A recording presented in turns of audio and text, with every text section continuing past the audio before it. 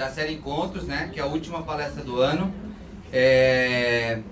Nesse ano nós estamos chegando agora na nossa quinta palestra. Nós fizemos 2 pela jornada e essa é a terceira pela série Encontros, que é uma parceria da FMU com a Arfoc São Paulo. E para a gente esse foi um ano rico, que foi o primeiro ano que a gente fez uma parceria com uma entidade do tamanho e da importância da Arfoc, que muitos de vocês vão cruzar pelo caminho logo daqui a pouco, no mercado de trabalho. É uma entidade que o Léo vai falar um pouquinho para vocês, mas que representa bem nós fotógrafos no mercado e que tem ajudado bastante em várias áreas, né? Uma das áreas que a gente tem conversado bastante, que é essa questão de fomentar mesmo a formação dos profissionais da área de fotografia, e a gente tem contato diariamente com profissionais incríveis no mercado de trabalho, e a gente está cada vez mais aproximando isso da academia, né? Proporcionar esse encontro entre os profissionais e os fotógrafos que estão em formação. Então, a gente chegar no final do ano, depois de 5 palestras, num espaço de 6 meses, né, que a gente começou essa retomada em maio, especialmente comigo, com o Humberto e com a Giovana, que está sentado ali, a gente puxando esse trem para trazer para vocês, conversando, debatendo, buscando nomes para conversar com vocês. É um trabalho que a gente faz com muita alegria, né? Então, eu estou aqui no palco sempre falando, mas eu faço questão de falar. Hoje o Humberto não pode estar aqui, a Giovana está aqui também. A gente está sempre conversando e debatendo para conseguir trazer pessoas bem bacanas para falar. Eu estou fazendo esse discurso aqui porque hoje é a última do ano, né? Mas no dia a dia vocês já sabem um pouquinho do que a gente faz. E hoje, para encerrar, a gente tem um profissional aqui que a gente já queria trazer há um tempo. Esse ano a gente teve uma carga bastante grande com fotojornalismo. A gente falou de fotografia de guerra, falou de dia a dia, falou de coletivo fotográfico, falou de futebol. Mas hoje a gente consegue juntar num profissional só, não só a questão da fotografia, do fotojornalismo, mas de alguém que é formado em jornalismo, que tem uma carreira dentro do fotojornalismo, mas que pela entrada no fotojornalismo editorial ele acabou migrando para outras áreas também, e hoje ele vem falar um pouco disso, né? Especificamente, ele vem falar da fotografia de publicidade, desse caminho que ele faz da fotografia editorial para a fotografia de publicidade. Então eu queria apresentar para vocês aqui o Alexandre Schneider, que é o nosso convidado da noite, com muita alegria que eu apresento o Alexandre Schneider.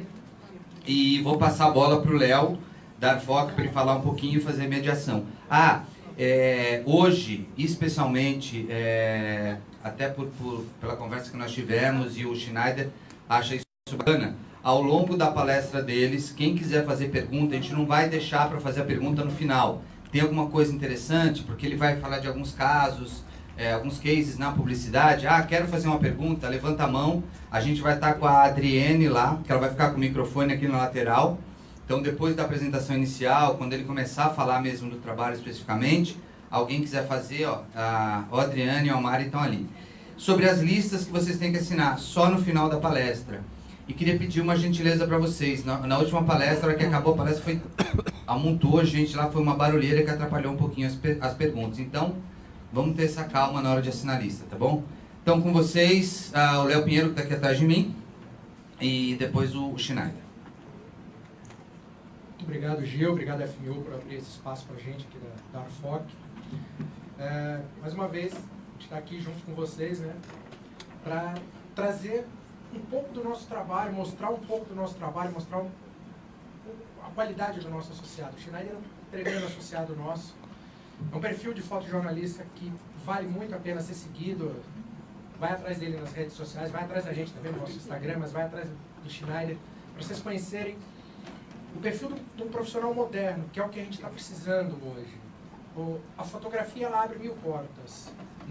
Apesar da gente trabalhar muito com a fotografia, com o fotojornalismo, ele te abre outras portas. O Schneider é um belo exemplo disso daqui, do que a gente faz, do que a fotografia possibilita para todos nós. A Arfoc está aberta para vocês. Vem conhecer a Arfoc, vem sentar com a gente, conversar, conhecer nosso trabalho, ver como a gente pode ajudar vocês a entrar nesse mercado da forma correta, da forma justa. Vem bater um papo com a gente. Eu vou parar de falar, porque não tem muito o que falar mesmo. Quem tem que falar aqui hoje é o Zidane, quer dizer, o Schneider, e vou deixar com ele. Bom, primeiro eu queria agradecer a FOC e a TVU pelo convite. É difícil falar, né, depois de um professor, alguém que fala bem também.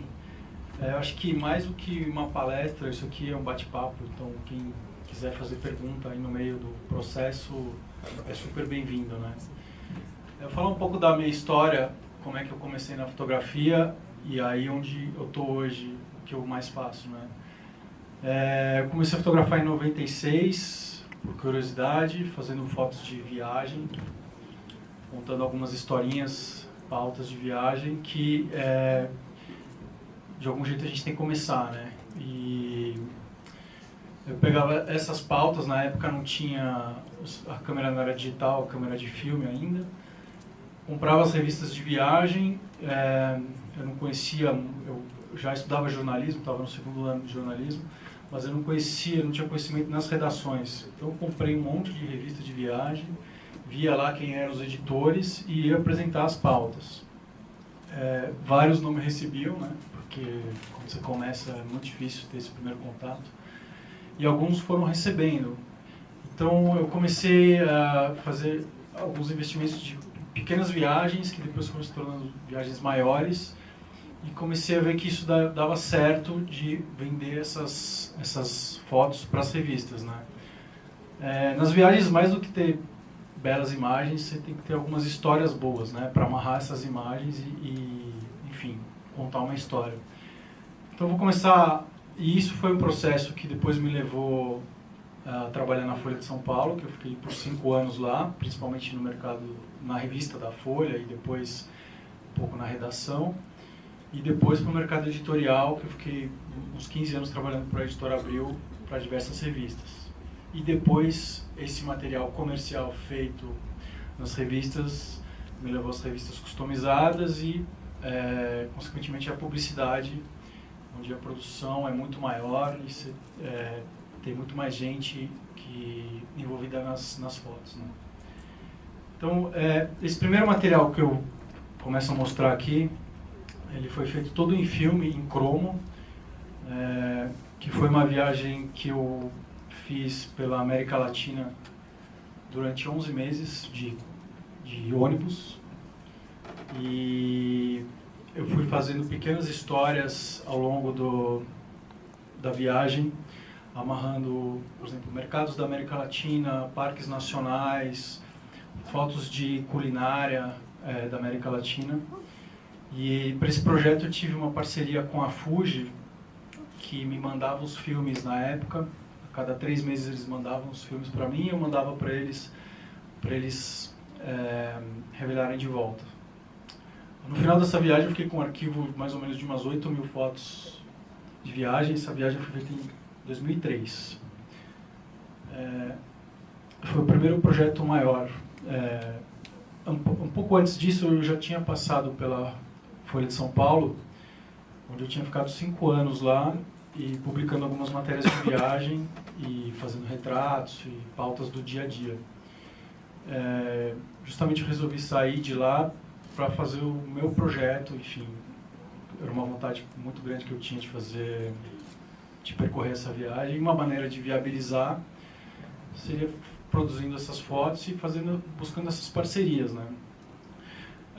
Quando eu digo parceria, é muito difícil você conseguir capitalizar no início dinheiro para você bancar um projeto. Então, o projeto pessoal requer, acho que, muito investimento de tempo e financeiro mesmo, né? Até ele virar um projeto comercial, que foi esse caso. Eu, na época, eu tinha pedido demissão da Folha, vendi um carro, desfiz da minha casa para poder viabilizar essa viagem. Fiquei 11 meses viajando. O apoio que eu tinha da Fuji eram os filmes, basicamente, e eu tinha um apoio de uma revista de bordo na época da Varig, que me deu passagem aérea de ida e volta. E no final de 11 meses, eu fiquei com esse material bem vasto da América Latina e que por acaso era um material muito pouco publicado aqui no Brasil, América Central principalmente. E eu fiz diversas pautas, consegui vender para algumas revistas na época, Viagem e Turismo, a própria revista da Folha, Cadernos de Viagem, Caminhos da Terra, Horizonte Geográfico, as revistas de bordo das companhias aéreas. E aqui é um exemplo um pouco do... Ah, sim, pode fazer.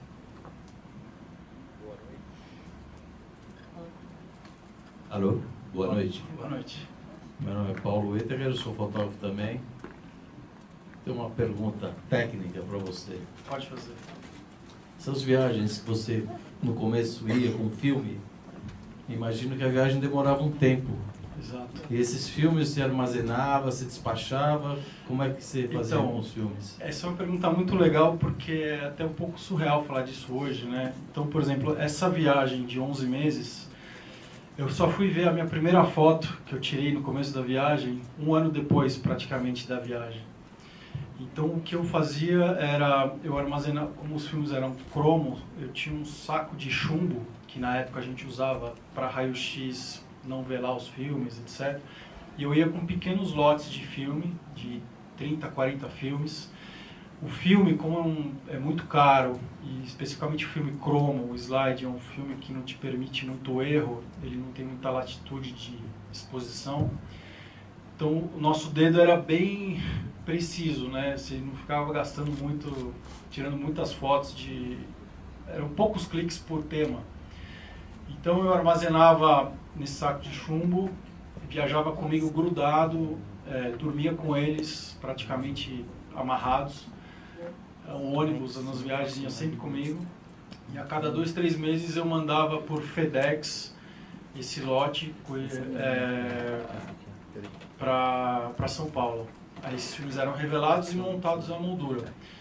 Mas iam para casa de um amigo que recebia todos os filmes. E aí assim eu recebia os filmes virgens também da mesma maneira. Mas o engraçado é isso, era pensar hoje em dia que eu fui ver minha primeira foto depois de 11 meses. Então ao longo dos 11 meses de viagem, dessa produção de 8.000 fotos, eu lembro que eu sonhava com as fotos que eu tinha tirado, imaginando como é que tinha ficado. E aí esse material começou a ser publicado depois de um ano, depois que eu voltei. Isso que é bem engraçado, né? Porque hoje em dia você vê o pessoal fotografando com câmera digital, a pessoa fotografa, a primeira coisa que ela vai é olhar o visor atrás. Exatamente. Esse é um vício horroroso, que eu não recomendo para ninguém. É verdade. E na época do cromo, do negativo, a história era outra, né? A história era outra, justamente. A gente tinha um cuidado maior de exposição de luz, né? De onde medir a luz, enfim. Um cuidado maior em escolher o que fotografar. E eu acho que é muito importante, tanto em negativo, naquela época, ou cromo, era a história que você fazia, a construção da imagem até chegar no clique final, né? De você poder olhar o contato, olhar os negativos, até saber qual é a foto boa. Hoje em dia, principalmente a nova geração, é justamente isso. Você percebe que tem esse vício de olhar no visor e muitas vezes de deletando as fotos que foram feitas, né? E eu acho que o importante é você ter a calma e depois olhar essa foto no computador, porque cada fotograma que você fez que não é o bom, ele serviu para a construção da foto que é a boa. Então eu acho que você tem que ter muita calma nesse processo, mas eu acho que é outra maneira de pensar hoje, né? Essa coisa do imediatismo, de ver a foto, até sabendo que, por exemplo, com o filme você não tinha essa pós-produção de poder manipular a foto, o Photoshop, esse tipo de coisa.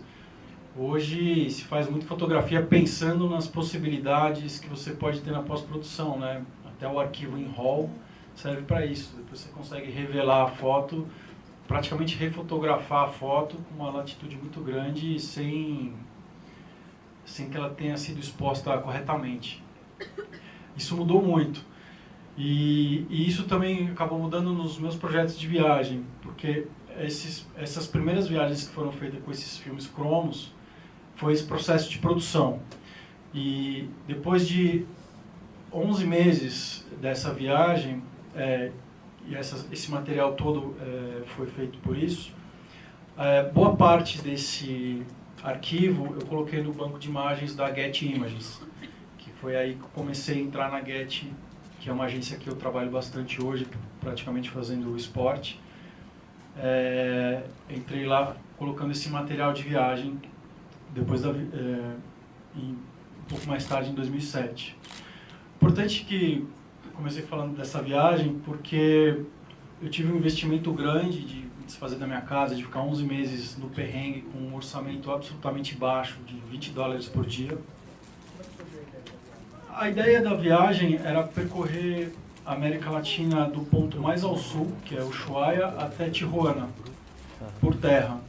Justamente porque a gente tinha muito material de Estados Unidos, de Europa e de Brasil, e isso sempre ficava na minha cabeça que era um lugar pouco explorado, assim, principalmente a América Central, né? Lugares como Honduras, El Salvador, Guatemala, enfim. E aí eu comecei a pesquisar, fiz um orçamento que basicamente eram $20 por dia com transporte, hospedagem, alimentação, tudo. Hotéis de $2, enfim. Assim, foi perrengue mesmo. Culinária de raiz, desde o processo de plantação, de cultivo, os mercados e para onde esse material ia, para os alimentos, que são as cozinhas. Esse projeto foi feito pela Lei Rouanet e foi um projeto de 4 meses de viagem pelo Brasil, de norte ao sul. E foi bacana porque eu cheguei em dezembro de 2003 dessa viagem. Em fevereiro de 2004 eu conheci essa chefe de cozinha que ia fazer essa expedição. E o legal foi que o meu orçamento dessa viagem para fazer o livro cobriu todo o custo que eu tive no meu projeto de 2003. Ou seja, a expedição inteira se pagou por causa desse segundo projeto. Esse segundo projeto, a diferença foi total, né? Que eu fui já com uma estrutura bem maior, fui já ganhando, fui com uma pauta mais fechada, específica, e foi o primeiro projeto desse tamanho feito com digital, para mim. E era o comecinho da digital, e é engraçado esse processo de construção de imagem, porque eu fotografava como se eu estivesse fotografando filme ainda, né? Então, eu mexi muito pouco nas fotos, até porque tinha limitação de equipamento, de HD, de cartões de memória. Os cartões de memória tinham 256 mega, né? Nada praticamente. E aí foi um projeto que eu retratei a culinária brasileira, as comunidades e os processos enfim, da comida brasileira. E todos os retratos que eu fiz durante essa viagem foram com luz natural. Eu não levei nada de flash, justamente foi essa a ideia, e usei só a luz natural. Eu acho que a única diferença foi que foi feito pelo processo digital, né? Então foi bem interessante, e para mim foi incrível ver a diferença que tem na cultura do norte até a cultura do sul do país, né? Que é bem diferente.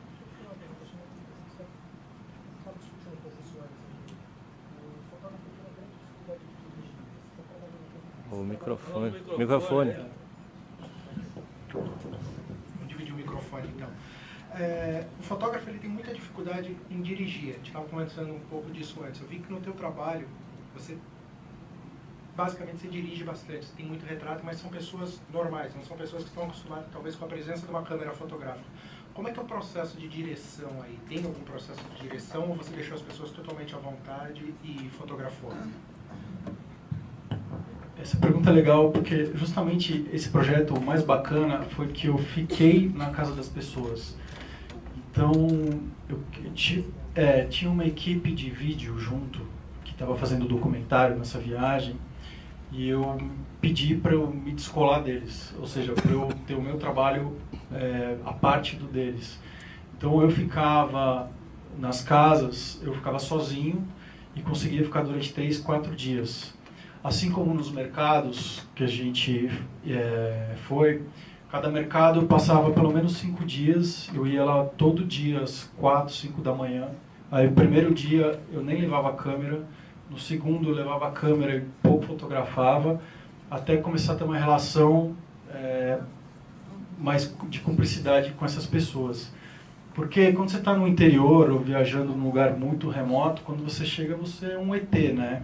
E todo mundo quer te conhecer, você chega com equipamento, enfim, você é diferente. Então é difícil você ter essa naturalidade, principalmente do retrato. E o retrato não é você que tira, né? É a pessoa que te dá o retrato. Então até chegar a um retrato, por exemplo, esse retrato demorou mais ou menos 3, 4 dias até você começar a ficar transparente na família. Porque são lugares realmente muito remotos, assim, que não tem absolutamente nada, nem carro. Alguns deles foram bem no interiorzão. Então esse é um processo muito... Foram 4 meses de viagem e cada lugar a gente ficava bastante tempo e eu gosto de trabalhar sozinho para esse tipo de projeto. Então eu ficava muito tempo na casa das pessoas, até tirar a câmera demorava muito, até a criançada deixar você trabalhar também demora um pouco mais, e até a pessoa confiar. E foi muito legal esse processo, porque pela primeira vez eu vi uma vantagem da digital, que era mostrar as fotos para as pessoas. Que no filme você tirava as fotos e tudo bem, depois de um tempo você ia embora, mas ninguém via. E quando você começa a usar isso depois ao seu favor, de mostrar às pessoas, as pessoas ficavam impressionadas, né? Porque para mim já era impressionante em 2004 a questão da câmera digital. Para essas pessoas nesses lugares remotos que pouco tinham visto uma câmera, mostrar a foto imediatamente para elas no LCD da câmera era um negócio mágico, era uma mini televisão que as pessoas se viam. Então chamavam a família inteira para mostrar que elas estavam ali, tipo, olha aqui, a gente aqui, pô, na tele, parecia uma mini TV. E isso era até emocionante, assim, é muito legal de ver. E aí depois você, mostrando para as pessoas, você também começa a usar isso ao seu favor no processo da fotografia, né? Essas são algumas fotos de mercado, por exemplo, essa foto na Feira de São Joaquim, em Salvador. Foi no 4º dia que eu estava lá. Todo dia esses caras estavam jogando dominó. No último dia que praticamente eu estava invisível, porque o primeiro dia você é gringo, no segundo você está ali, os caras estão desconfiados, acho que você é polícia, que você está vendo alguma coisa. Depois os caras vão entender que você está trabalhando, né? E você chega bem cedo nesses lugares, eles sabem que você está trabalhando, você não é turista, você não é exato como polícia, como eu falei, enfim. Então, tudo tem um processo de construção da imagem mesmo, né? De tempo. E esse foi um projeto bem interessante. Esse livro foi bem bacana de fazer. E, de novo, ele veio por causa do meu primeiro investimento de viagem. Foi uma consequência de um outro projeto que veio. E eu acho que, hoje em dia, como a maioria dos fotógrafos são freelancers e independentes, a gente tem que acreditar muito nos nossos projetos pessoais, porque se você não acreditar, isso é muito difícil de serem viabilizados.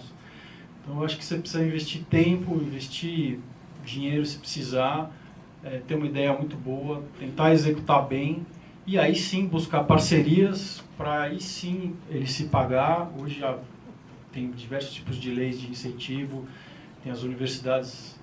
E eu acho que esse é um caminho paralelo à foto comercial, independente da veia que você tenha na foto, que a gente tem que sempre ter. Porque a foto comercial, quando você tem uma encomenda de uma foto, seja de uma cobertura jornalística, ou de um retrato, ou de uma campanha de publicidade, na verdade, é uma encomenda, essa foto é muito importante para o seu cliente. Às vezes ela não é importante para você, mas ela é importante para o cliente. Ela é uma foto comercial. Você vai usar a sua técnica, o seu know-how para atender uma encomenda. O projeto pessoal é onde você pode ter, vamos dizer assim, 100% do seu conhecimento e da sua bagagem de vida impresso nesse projeto, né? Essa é a minha parte de projeto pessoal, que sempre foi paralela com o meu trabalho comercial. que no final das contas tem que viver de fotografia. Eu faço isso desde 96. Então essa é uma parte paralela que correu sempre paralelo ao meu trabalho comercial, que basicamente eu fiz muito revista, e revistas são essas fotos que são encomendas. E o legal de trabalhar em revista é que você tem orçamento de jornal, o deadline de jornal e precisa de um acabamento de publicidade, vamos dizer assim. Então é um lugar que você aprende a se virar com muito pouco. Então você vai fazer retrato com 1, 2 flashes, com o motorista te ajudando, com um menininho que está passando do lado segurando, e você vai geralmente em lugares feios, as pessoas não estão produzidas, você não tem um maquiador, você não tem figurino nem nada, e você aprende a se virar, tanto tecnicamente quanto na gambiarra, para tentar extrair o máximo disso. Então, essas próximas fotos que eu vou mostrar são fotos todas feitas para as revistas, e todas elas eu fiz sozinho, sem ajuda de assistente, com técnica, enfim, com flash ou alguma coisa assim, mas com pouquíssima estrutura. E a exigência do cliente, no caso, por exemplo, essa revista da Audi, que é uma revista customizada, é sempre assim, eles te mostram um briefing maravilhoso, vindo da Alemanha, da Suécia, que o cara gastou milhares de dólares para fazer, e fala, ó, vê o que dá para fazer aí em 2 horas, sozinho. Essa é a realidade de revista. Revista é sempre isso. O que é legal é que você tem que se virar. E aí você sabe da limitação, eles também sabem, mas tem toda a exigência, né? Então você não tem um controle aqui, por exemplo, nessas fotos sobre o tempo, você não pode refazer porque esse carro é emprestado.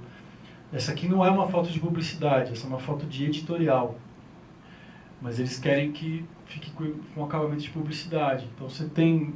Eu tinha lá 2 horas para ficar com esse carro, torcendo para não chover, carregando as luzes sozinho e, enfim, fazendo a direção toda do carro e do modelo, no caso o convidado aí, que era o cara. Essa foto também com o Alex Atala, a mesma coisa, o cara tem 40 minutos com você para fazer um ensaio inteiro da revista. Ele não está ganhando cachê para isso, a revista geralmente não paga cachê, né, para modelo ou para quem está saindo, porque para ele é uma propaganda isso, né, ele está saindo na capa da revista. Então é uma super escola porque você tem que se ver, que eu nunca usei flash por opção, e você tem esse tempo de cumplicidade dos retratos, de tempo, de maturação, de ter uma relação com o retratado. O retrato de revista, essa relação é muito rápida. Às vezes você vai fotografar um empresário, você tem 5 minutos para fazer a foto, geralmente. Um cara mais desconhecido, você tem um pouquinho mais. Mas essa relação é muito rápida. Então, quando você aprende uma alocação dessa, eu distribuí todas essas revistas,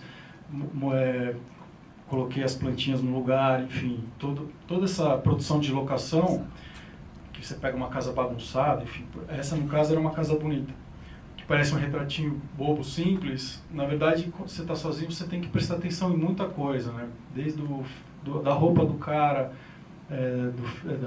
uma mulher, maquiagem, do ambiente, da produção.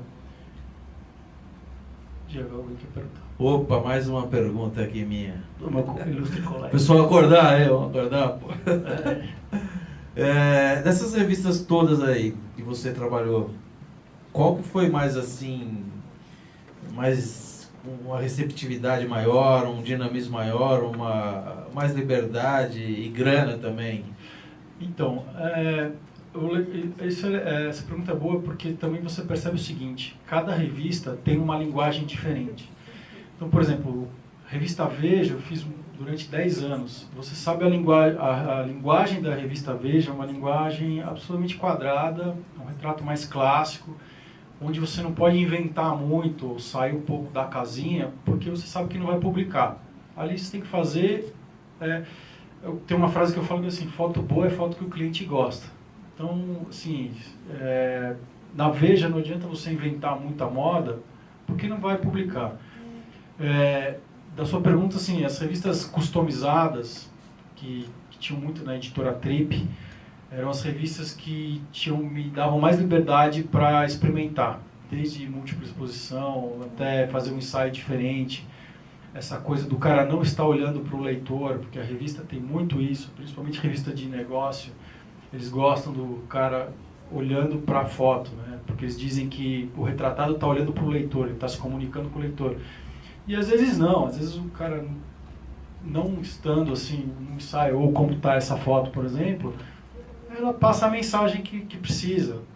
Então, as revistas customizadas foram as que me deram mais liberdade. Tanto as revistas de bordo, como a revista da Gol, a revista da TAM, essa revista da Audi, a própria Trip, foram as mais bacanas de trabalhar. Assim.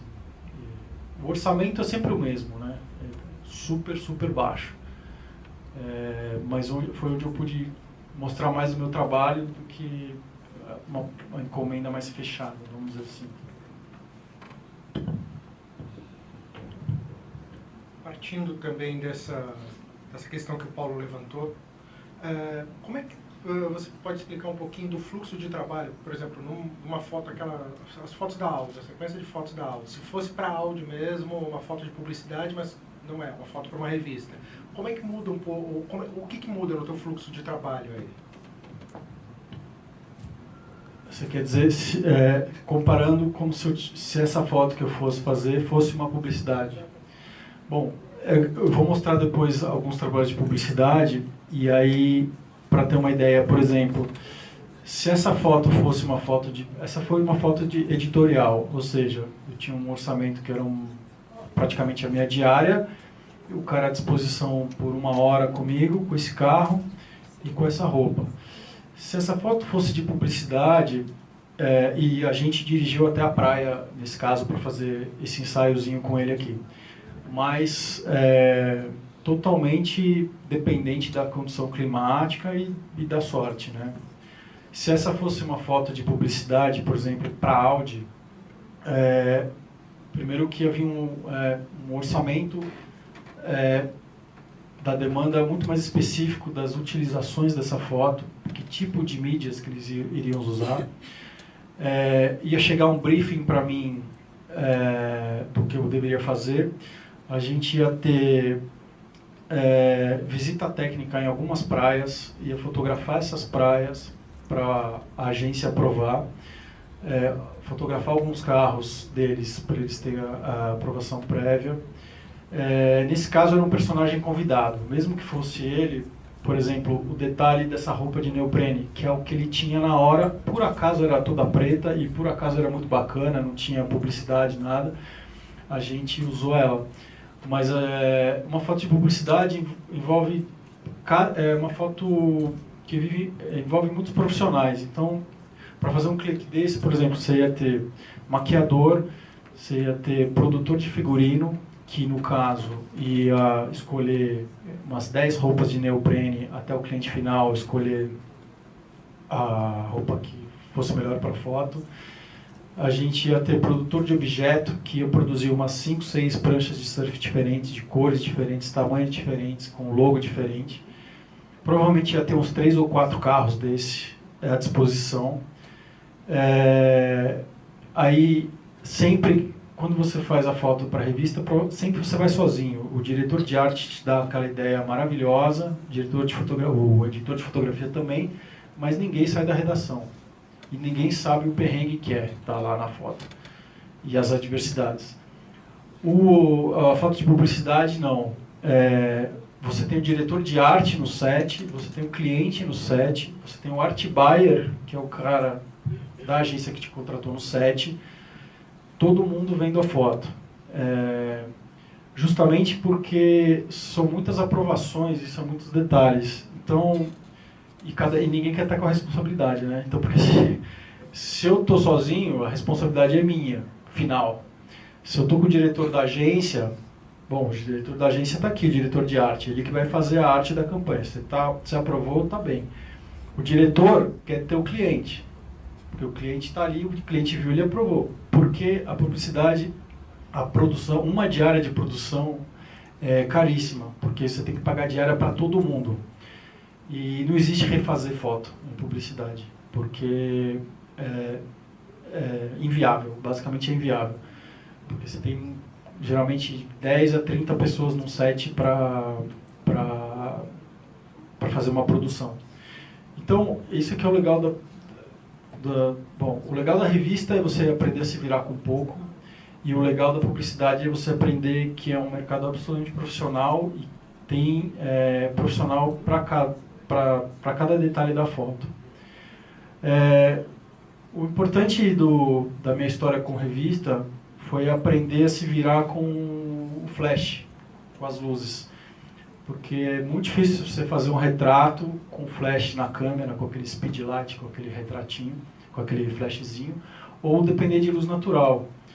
Então, eu comecei com uma luz pequenininha, uma marca mais ou menos, depois fui trocando de equipamento, até usar equipamento com bateria.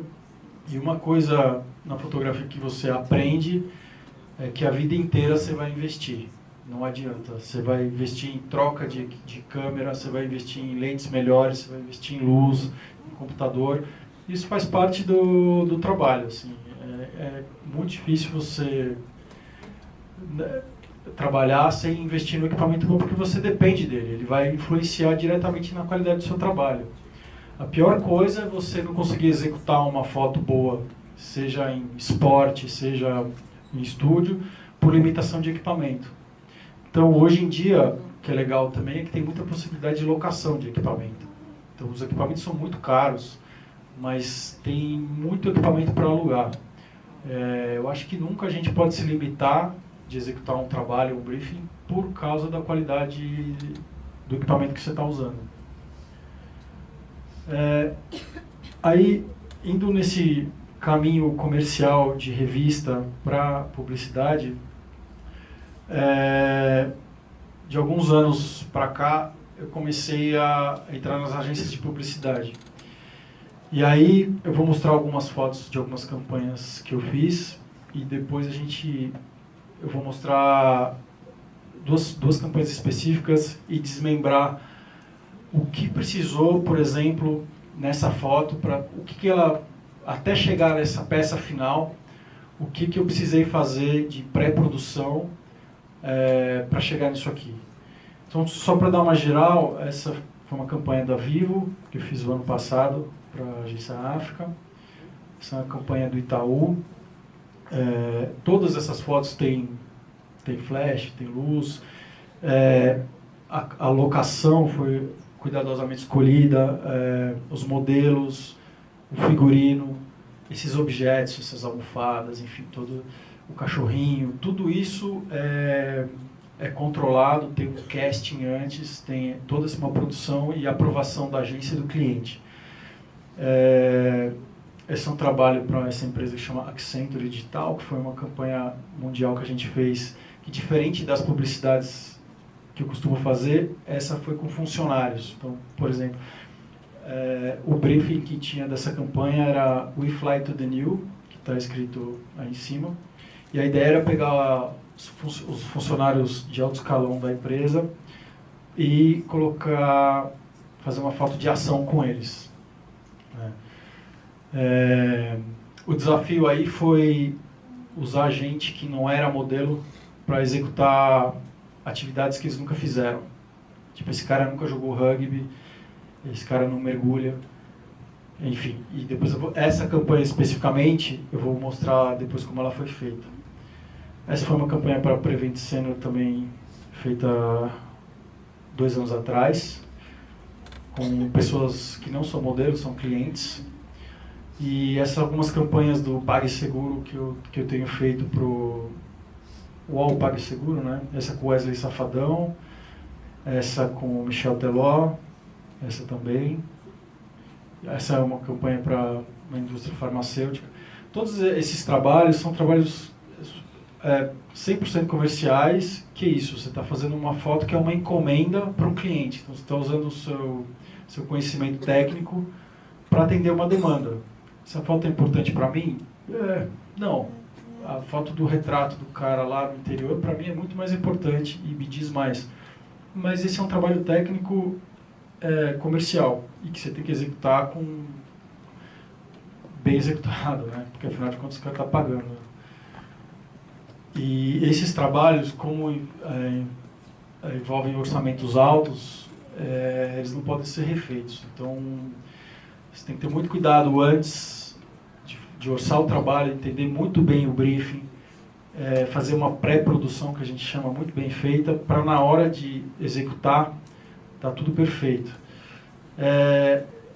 O trabalho de publicidade, diferente do jornalismo, que é a minha escola, é um trabalho que, se você tem, na hora do set, absolutamente controle de tudo. Você tem controle do modelo, você tem controle da locação, você tem controle dos objetos que estão aí. Por isso que tem essa pré-produção feita com 3 semanas. Quer perguntar?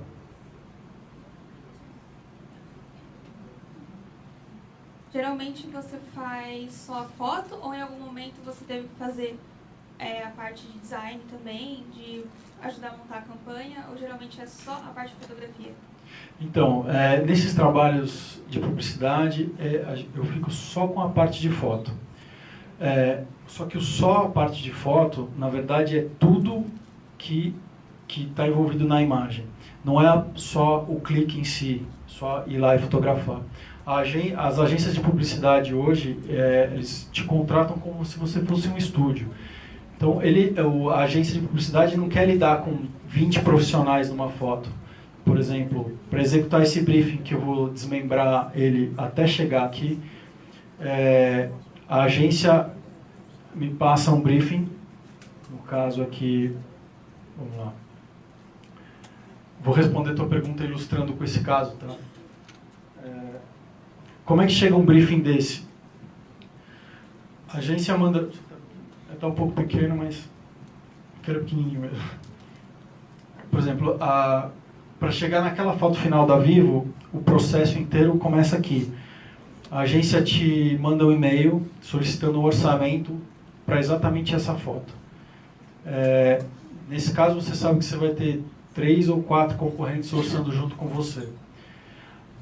A primeira pergunta que eu tenho que fazer para eles é: qual é a utilização dessas fotos? Quais são as mídias? Por quanto tempo essas fotos vão ficar expostas, vão ser utilizadas? E em qual território? Se é Brasil, se é América Latina, se é global? Eu tenho que olhar esse briefing e entender tudo que eu preciso orçar.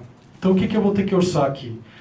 Fazer casting de crianças de 5 a 12 anos, menino e menina. No caso, no briefing estava escrito que eles precisariam parecer irmãos. Vou ter que orçar uma sala como essa que vocês estão vendo. Então, para isso eu vou precisar de uma casa, que é uma locação. Então, eu vou precisar de um produtor de locação, que esse cara vai atrás, vai fotografar 6, 7 casas, de acordo com o briefing que eu passar para ele. Eu vou falar: olha, eu preciso de uma casa iluminada, que tem uma sala com pé direito duplo e portas de vidro, por exemplo. Esse cara é o produtor de locação. Eu vou precisar de produtor de objeto, que é a pessoa que vai... Porque você não vai chegar numa casa e vai ter um sofá azul, roxo, que são as cores da Vivo no caso, por exemplo.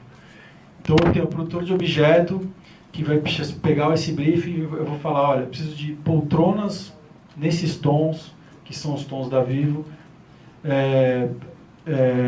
rack de televisão, preciso de um iPad, almofada, quadrinho para fundo, tapete, enfim. Ela vai produzir uma sala inteira. Só que para produzir, o que acontece? A gente reúne todo esse material, depois a gente faz uma outra reunião de pré-produção, a gente filtra isso, porque é óbvio que se eu tiver uma poltrona, a agência não vai aprovar só essa poltrona. Então tem que ter 10 poltronas diferentes, 10 tapetes diferentes, 10 racks diferentes, 10... tudo diferente. Para vocês terem uma ideia, o casting para a gente escolher aquele casal que fez a foto, eu fotografei 200 crianças em estúdio, com a mesma luz, com o mesmo acting. Das 200, eu peguei 20 casais, juntei, como se parecessem irmãos, 2 loirinhos, 2 mais morenos, 2 japoneses, parecendo, para depois mostrar o meu casting para a agência. Então, esse trabalho todo a agência não tem mais hoje. Antigamente tinha. Esse trabalho todo é do fotógrafo. Então, na verdade, o fotógrafo de publicidade, o trabalho dele não é só fotografar. É poder ter uma equipe que você confia para delegar tudo isso. Então, por exemplo, eu tenho uma coordenadora de produção que vai coordenar esses produtores, que é o produtor de figurino, que vai olhar essa foto e eu vou falar, olha, eu preciso de um figurino, uma camiseta, uma calça jeans, um moletom para uma criança de 15 anos que fica em casa. Ela vai atrás das roupas.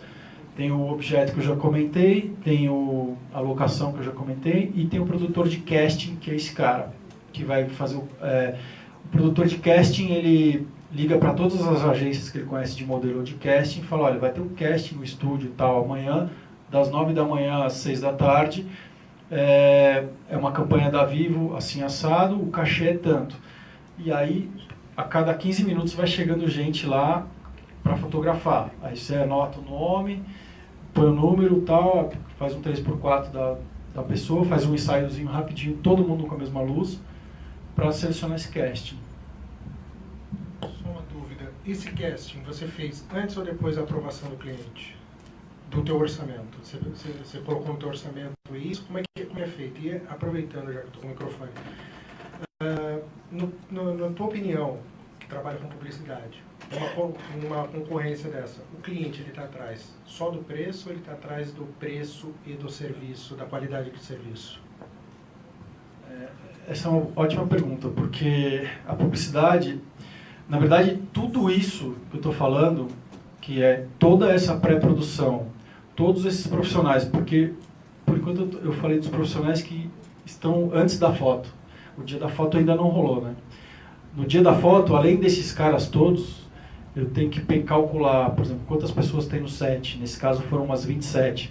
Então eu tenho que calcular catering, que é comida, para as 27. Eu tenho que calcular os assistentes de fotografia que vão estar no dia. Quantas pessoas da agência vão estar lá.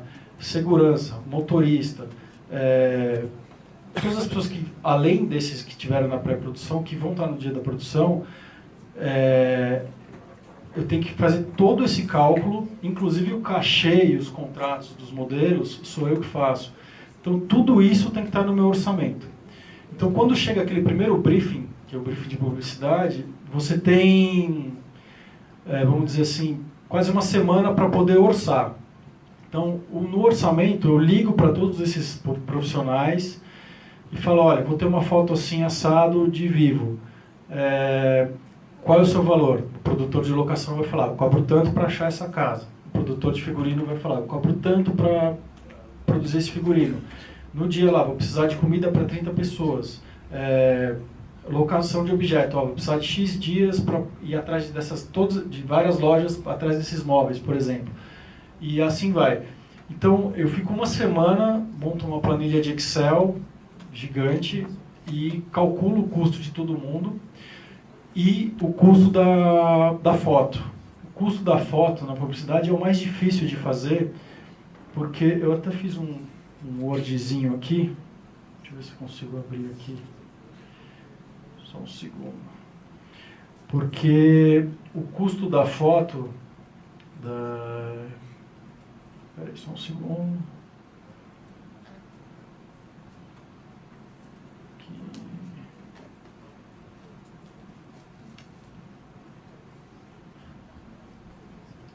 O custo... Aqui está mais ou menos o processinho que eu estou falando escrito. Não sei se dá para ler. Acho que dá, né?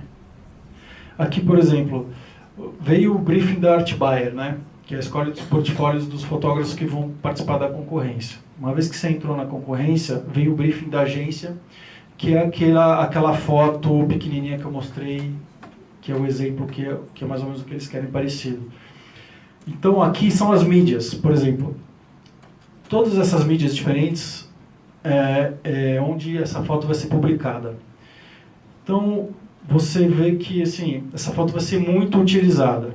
Então, em todos esses meios. Cinema, celular, televisão, espera, ringtone, enfim, elevador, painel de relógio de rua, etc, etc. E por um período de 12 meses. No caso aqui era só Brasil.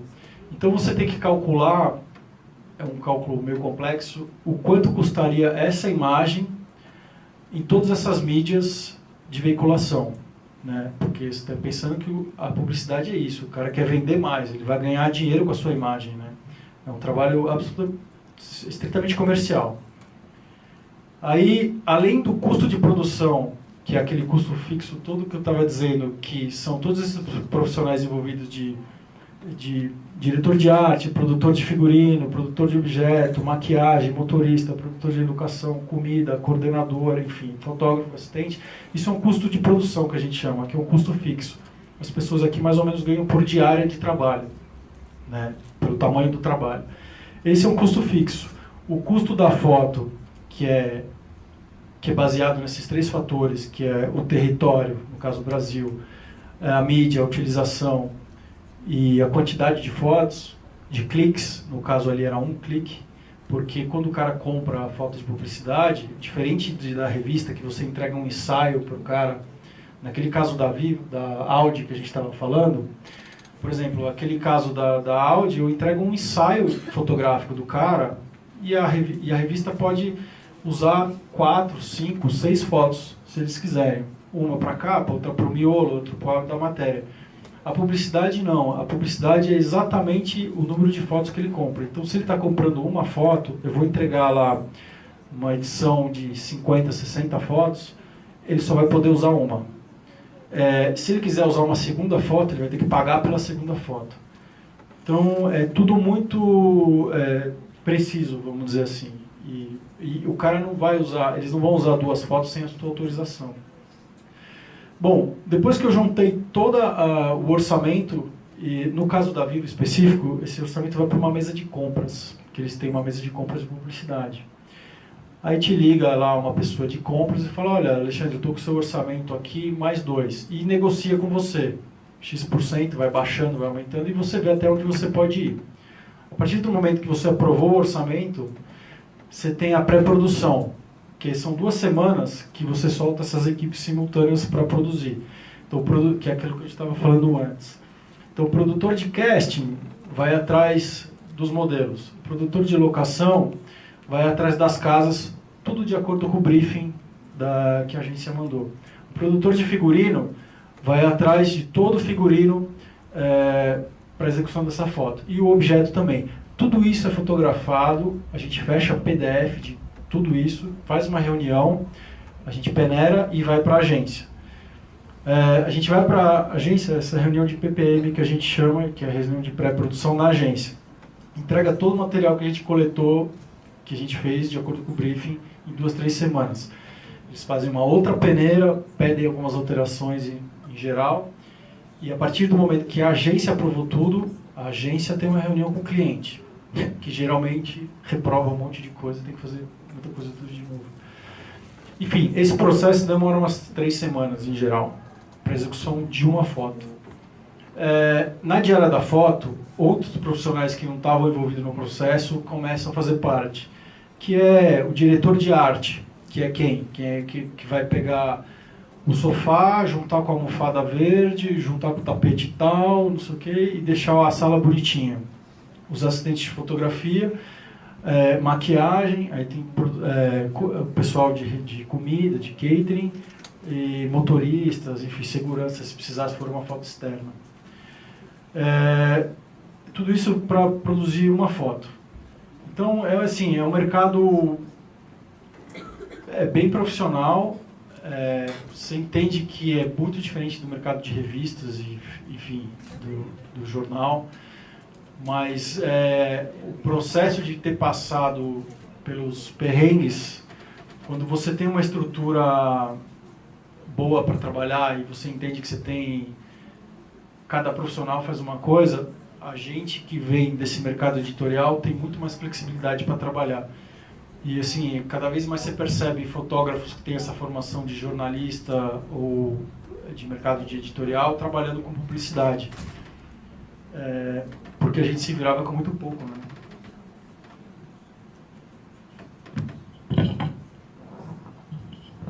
Aproveitar só para fazer uma pergunta para você. Nesse momento que você falou um pouco desse trânsito de trabalho com fotojornalismo, na fotografia editorial para publicidade, até no comecinho você chegou a falar um pouquinho que de como você depois começou a fazer contato com as agências, falar um pouquinho dessa passagem, assim, por exemplo, no mercado editorial você contou um pouco que foi chegando, mas para chegar nesse ponto de você participar dessas concorrências, se você puder, antes de entrar nos cases, falar um pouquinho disso, de como é essa chegada, porque a gente fala um pouquinho disso no curso, desse processo todo, mas é legal ouvir um pouquinho essa entrada, porque acho que é uma dúvida que surge bastante, né? Como é que eu entro no mercado, né? A entrada, realmente, sim, é um passo de cada vez, né? Durante o processo todo da minha carreira, que faz 22 anos, não tem mágica, sempre é um passo de cada vez, né? O meu primeiro trabalho mesmo, antes de começar na Folha, foi como estagiário de assistente de fotografia em estúdio. Então eu ficava pintando o estúdio e fazia café. E fiquei 1 ano fazendo isso, sem me deixarem nem limpar o equipamento. E assim você vai, né? Caminhando. O processo, para você, como você percebe que o mercado de publicidade é um mercado bem profissional e que envolve orçamentos muito grandes, você está concorrendo com outros caras que têm o mesmo ou mais know-how do que você. E aí foi um processo de pegar campanhas pequenas para agências pequenas, foi um processo de revista, porque o que eu acho é o seguinte, o legal da fotografia tem 3 áreas distintas, que é o mercado editorial, o mercado institucional, que você faz trabalho para empresas, e o mercado de publicidade. O mercado editorial é onde o seu nome aparece. As fotos são publicadas, revista, jornal, site, e o seu nomezinho está do lado. Por isso também é um mercado que paga menos, né? Porque o seu nome está vinculado na foto. O mercado de publicidade, você nunca sabe quem fez a foto, né? O cara não assina a foto junto com a campanha. Quem assina geralmente é a agência. Então, quando eu mostrava meu portfólio de editorial nas agências, muitas vezes os editores já tinham visto o meu trabalho publicados, ou em capa de revista, ou capa de jornal. E uma agência que eu trabalho há muito tempo, que é a Get Images, é uma agência que tem bastante projeção e publica bastante. Então, e o mercado de publicidade compra muita foto da Get, principalmente as fotos de banco de imagem. Então, por exemplo, falar que eu trabalho para a Get como stringer, colaborador deles, já é um cartão de visita também legal. Então, mas foi um processo, assim, eu participei de muita concorrência durante uns 3, 4 anos que eu não peguei nenhum trabalho. E, voltando ao que você tinha falado do orçamento, o mercado de publicidade, você, como tem esse fator um pouco subjetivo, além do custo de produção, que é o valor do clique em si, de quanto vale o seu trabalho, né, que é a parte um pouco autoral, por que ele quer você ou o outro, né? Quando o art buyer escolhe o seu portfólio, ela sabe que o custo de produção dos 3 fotógrafos ou 4 é basicamente o mesmo, mas tem o custo do seu trabalho autoral, que é um pouco subjetivo, que porque é um e não o outro, que tem uma margem que um orçamento fica diferente do outro. E aí o mercado de publicidade, se você orçar muito alto ou se você orçar muito baixo, você não entendeu o briefing. E aí você está fora. Então, geralmente eles pegam 3, 4 orçamentos, se você ficar ali mais ou menos no meio, você faz parte da concorrência depois de negociação. Eu demorei bastante para entender qual que era esse meio, assim, de fazer orçamentos que ninguém nunca me retornava e pior, não poder ligar para saber por que não retornaram, né? Porque é uma situação meio complicada, você não pegar um orçamento e ligar, mas por que não... Se vocês tinham gostado do meu portfólio, por que aconteceu? Então eu fiquei muitos anos com essa dúvida na cabeça até ir afinando, entendendo esse preço esse valor de veiculação das imagens, até começar a encaixar os trabalhos. Aí, quando você pega um e entende o valor dele, isso puxa para os outros trabalhos, assim, serve meio de parâmetro, assim. Então foi um processo meio de construção mesmo, né? E de aprendizado, né?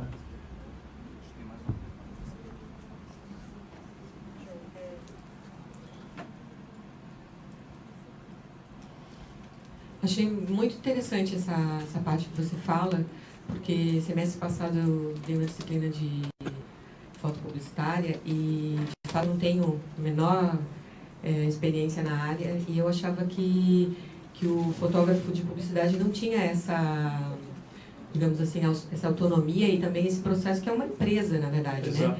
Eu queria saber se, em relação ao orçamento, porque você montou ali um orçamento e eu achei curioso, porque eu já fiz um curta-metragem e tudo que eu precisei levantar de orçamento e depois, obviamente, cumprir na hora da prestação de contas, basicamente você tem ali, né? Então, você está trabalhando com uma empresa grande, você está dizendo que você vai ter tantas pessoas, Exato. você tem que se responsabilizar por todo o valor, quer dizer, essas pessoas têm que comprovar que você pagou esses valores, Exato. porque senão é uma fraude, né? E as empresas são cobradas, enfim. Como é que funciona? Então, realmente você tem que ter uma empresa, uma estrutura de empresa, de contratação, de tudo mais. É isso? É mais ou menos isso. No caso, a empresa sou eu, né? Eu sou o RH, eu sou financeiro, eu que me chamo no RH e sou demitido. Tipo, eu faço tudo sozinho. Mas é verdade, os orçamentos de publicidade também, antigamente se mandava o orçamento fechado. Então, por exemplo, eu mandava no descritivo, era comum, na verdade, você mandava um valor final do clique. Só que isso é ruim porque o cliente não sabe o que ele está pagando. E quando você negocia e abaixa o seu orçamento, vamos dizer, 5%, ele não sabe de onde você está tirando. De uns anos para cá, é meio comum no mercado você mandar o orçamento aberto, bem transparente. Então, quando eu mando o orçamento, está descrito todos os profissionais que estão lá, vamos dizer, produtor de figurino, produtor de casting, catering, etc, clique da foto. Todos os valores estão abertos. Então, o cara sabe, o cliente, a agência, sabe quanto ele está pagando pelo produtor, pela maquiagem, pela locação, pela comida, pela segurança, pela pós-produção e pelo clique efetivamente. Isso fica muito mais transparente para o cliente e para a gente que está executando o serviço. Não, e o que é mais interessante, que eu gostaria de deixar evidente, porque às vezes não fica muito evidente para os alunos, né? É a importância do fotógrafo. Porque você é o diretor, realmente. É como se você fosse o diretor da cena, de tudo. Sim. E você orquestra o espaço e monta toda... Você não é uma peça, né? Você não é um prestador de serviço. Você é o cara mesmo que eles confiaram. É exatamente isso, porque, por exemplo, em filme de publicidade, você percebe que tem, por exemplo, o diretor de fotografia, que é o cara que monta toda a luz, escolhe a lente da câmera, onde vai estar cada câmera e monta o set. E você tem o diretor de cena, que é o cara que dirige a cena. Na fotografia de publicidade, você é os dois. Eu tenho que dirigir a cena inteira, porque, por exemplo, na foto dos dois menininhos lá, eles chegam, ajoelham aqui e falam: o que eu faço? E aí você tem que dirigir os caras. E ao mesmo tempo eu montei toda a luz. Para vocês terem uma ideia, essa foto foi feita à noite. E o briefing era para ter sido feito de manhã. Como nesse caso, nessa diária, foi uma diária super longa, essa era a segunda foto do dia, a luz já tinha caído. Então, por isso também o cliente, a agência, não está nem aí se a luz caiu, se não caiu. E não existe outra diária para fazer essa foto. O briefing está lá, a foto de luz do dia. Então eu tenho que ter luz suficiente e montar essa luz para dar essa impressão de que é uma luz de dia, por exemplo. Sim.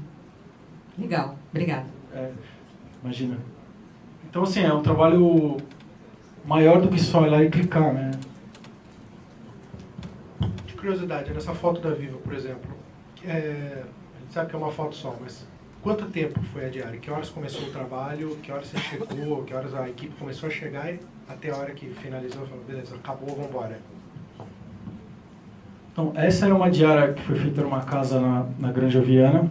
A gente tem geralmente 8 horas de diária de locação, né, de casa, mas essa foi uma diária que todo mundo chegou antes das 6 da manhã, os caminhões começaram a chegar com os móveis, os objetos, os modelos chegaram 8 da manhã, mais ou menos, para começar a maquiar.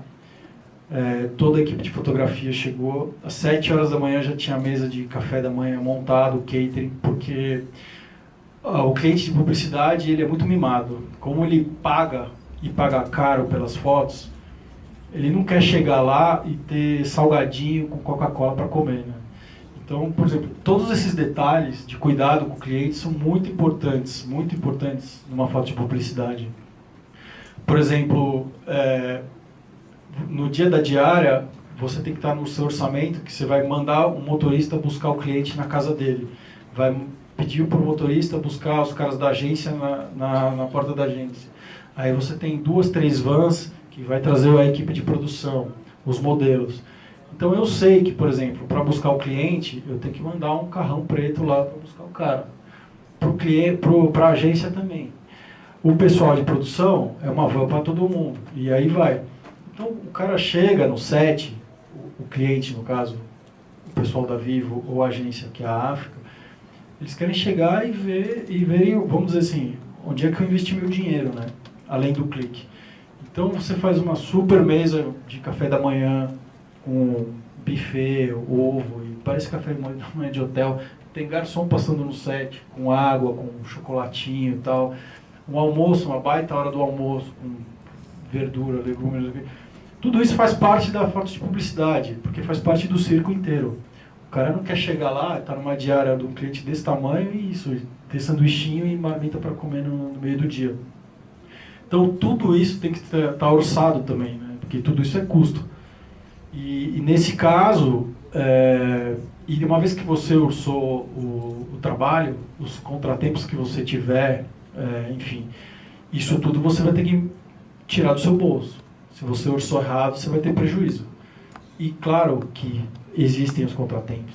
Por exemplo, nesse dia, a diária de 8 horas, a gente ficou quase 14 horas na casa. Eu tive que pagar 50% extra do valor da casa. Isso sai da onde? Sai do meu bolso, né? Ou sai de uma caixinha que a gente coloca de uma porcentagem a mais do trabalho justamente para essas coisas. Então, por isso que é complicado orçar esse tipo de trabalho, porque são muitas variáveis e são muitas coisas que podem dar errado, né? E no final das contas você tem que terminar o dia com a foto feita. Porque se você refaz uma foto dessa, o cachê desse menino, por exemplo, que ganha numa diária, ele vai ganhar outro na outra. Todo mundo que trabalhou numa diária, se tiver refação de foto, eu vou ter que pagar todo mundo. Então, até o processo da fotografia em si, que é o melhor da história, que é ir lá fotografar, tem que ser muito cuidadoso. Então, a gente fotografa geralmente esses trabalhos cabeado no computador. Os clientes sentam em volta de um monitor de 27 polegadas. Enquanto eu estou fotografando, as fotos vão pipocando no monitor, ele vai vendo as fotos. Imediatamente já tem um backup em 3 HDs desse material, porque a aprovação também é na hora. Agora, uma coisa que tem em publicidade que não tem em editorial, que você aprende a trabalhar com isso também a seu favor, é a pós-produção. Você sabe, em revista, em jornal, você tem que resolver no clique. Não existe manipulação de foto, nenhuma. Existe revelação, mas não manipulação. Em publicidade, quase tudo é manipulado, ou manipulável. Então você sabe que às vezes, por exemplo, numa sequência de foto desses 2 garotos, eu tenho uma super sequência desse menino super bem e a menina está ruim de olho fechado. Eu sei que eu posso pegar essa foto na pós-produção, encaixar o outro rosto dessa menina no melhor frame desse menino. Isso é permitido na publicidade. Então, isso é bom de você saber no processo de criação disso, né? Aí, justamente falando disso, essa campanha que foi feita... Deixa eu ver se eu acho melhor aqui. Claro, pergunta, claro. Schneider, minha dúvida é se no caso de... Hoje a gente vive em alguns orçamentos, o cliente querer economizar, enxugar. Já aconteceu situações de você ter que trabalhar com o pessoal de vídeo e ter que se adaptar, porque são duas equipes talvez num ambiente externo, e como que lidar com isso? Porque às vezes o vídeo quer ter mais tempo e acha que a foto você resolve rapidinho. Para complementar a tua pergunta, disso que o Benassato falou, eu já vivi situações em estúdio de não estar do lado da câmera, mas estar do outro lado, né? De campanha de TV em que as agências querem colocar a gravação do filme junto com o fotógrafo no final, né? E aí o fotógrafo entra depois da produção, tem que pensar toda a luz, e aí já dançou o acting dos atores, e aí a direção de cena vai pro vinagre. Só para complementar um pouquinho o que o Benassato falou ali. Essa é uma outra pergunta ótima, né? Porque é justamente isso que tem acontecido nos últimos anos. As empresas querem economizar nas diárias. Então, isso tem acontecido muito, dessa produção simultânea. É novo. Para a gente que é foto, que o orçamento é 10 vezes menor do que um filme, a equipe é 10 vezes... Apesar de, por exemplo, numa foto dessas terem 20 e poucas pessoas, um set de filme desse tem 100 e poucas pessoas, 200 pessoas. Isso tem acontecido muito. E é sempre um conflito. Se você tiver muito bem afinado com a produtora do filme, se você tiver na ordem do dia do filme, se a foto tiver incluída, isso pode funcionar muito bem. E aí, isso é uma coisa que foi bem legal para mim, dessa história de ter essa escola do jornalismo e da revista, de ter que resolver rápido. Porque, por exemplo, essa campanha inteira da Prevent Senior, aqui só tem 2 fotos, mas são 10 fotos, foram feitas junto com o filme. E essa campanha foi caótica, literalmente, porque eu era o resto da história. Assim, foi tipo a última luz do dia para fazer esse cara de bicicleta. Depois que esse cara já tinha andado de bicicleta 6 horas pro filme, o cara sobrou para mim para dar tipo 2 voltinhas. E aí você tem que fazer a foto. E aí é legal essa história de ter feito, de trabalhar com jornalismo, que no final acaba saindo. Mas isso geralmente é um conflito mesmo. E é o que mais tem rolado hoje em dia, é foto, coprodução de filme e de foto. Todas essas campanhas de minizinha, o cachê, quando o modelo não é famoso, o cachê é mais barato. Você consegue, às vezes, fazer filme num dia e foto no outro. Quando o cara é famoso, tipo Wesley Safadão, Michel Teló, Alessandra Negrini, que também faz essa campanha, uma diária desse cara é tipo de R$500 mil a R$1 milhão, para o cara estar um dia com você para foto e filme. Então, nesse dia você tem que fazer filme e foto. Geralmente, quando os caras são famosos, a gente tenta fazer sempre a foto antes, porque o cara não está suado da maquiagem do filme e nem todo amassado, e para depois filmar. Mesmo assim, por exemplo, essa aqui é uma foto que parece boba, mas é evidente que não é. Eu estou com o set inteiro preparado, feito, umas 10 pessoas em volta de mim. O cara tem 5 minutos no relógio comigo, porque quando o cara faz antes, você tem a pressão inteira do filme, que é um orçamento absolutamente gigantesco, e que são centenas de pessoas esperando para ele rodar o filme, esperando ele fazer a foto com você. Então, e também aquele momento, a coisa da publicidade, que ela estava até comentando, entre aspas, de você ser o maestro da história, tá todo mundo olhando para você nessa hora, e é a hora que não pode dar errado. Então, na publicidade você aprende que se você não tem um backup, se você não tem 3 backups, você não tem nenhum. Então, por exemplo, fazer uma foto dessa, você tem 2 câmeras iguaizinhas setadas de backup, caso a minha dê pau no primeiro clique. Porque não tem como falar, pô, minha câmera quebrou, ou meu cartão da câmera, enfim. Então, luz, se eu preciso de, sei lá, 6 cabeças de flash de luz, eu tenho 10. Porque é onde não pode ter errado. Isso tudo tem que estar no orçamento, porque isso faz parte da produção. Mas isso tem acontecido muito de coprodução de foto e filme, porque para o cliente é muito mais barato. Falando na pós-produção que tem em fotos de publicidade, que a gente não tem em jornalismo, esse trabalho que eu vou mostrar agora, que foi o trabalho que eu fiz para uma empresa que chama Accenture, que é uma empresa global, que era aquela We Fly to the New. Diferente da Vivo, por exemplo, que é um cliente que compra muita publicidade, que sabe exatamente o que quer, trabalha com modelos, esse foi um trabalho inteiro feito com funcionários. E que o briefing era apenas a frase We Fly to the New. E foi legal esse trabalho que houve uma concorrência de 8 estúdios falando para orçar esse tipo de trabalho. E eu usei a minha experiência que eu tenho de esporte para, entre aspas, vender a ideia para eles que a gente poderia fazer eles em ação, voando na campanha. E aí, eu mostrei eu captei algumas imagens de referências minhas e de internet, que seriam pessoas em ação, e a ideia era reproduzir tudo isso em estúdio com os funcionários que, na verdade, nunca tinham feito essas atividades. Então, aí você tinha uma série de cuidados para serem tomados. Né? A gente tem uma pergunta. Uma pimentada aí. Você falou que tinha 8 estúdios aí nesse orçamento. Certo. Existe uma combinação de preço entre vocês, os estúdios, ou ninguém fala com ninguém? Ninguém fala com ninguém. Você nem sabe quem são. Assim, tem concorrência que você não sabe quem é o seu concorrente. E tem uma concorrência que eu acho que é até pior, que eles chamam os estúdios para passar o briefing para todo mundo ao mesmo tempo.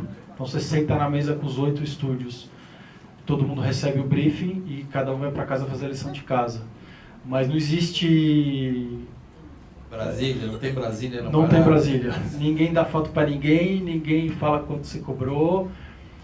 Muito pelo contrário, fica aquele climão, tipo, vamos ver aí quem que vai pegar esse trabalho, por que um pegou, por que o outro não pegou, enfim. O legal dessa história é que foram 8 estúdios de publicidade que fizeram a concorrência e nenhum deles fazia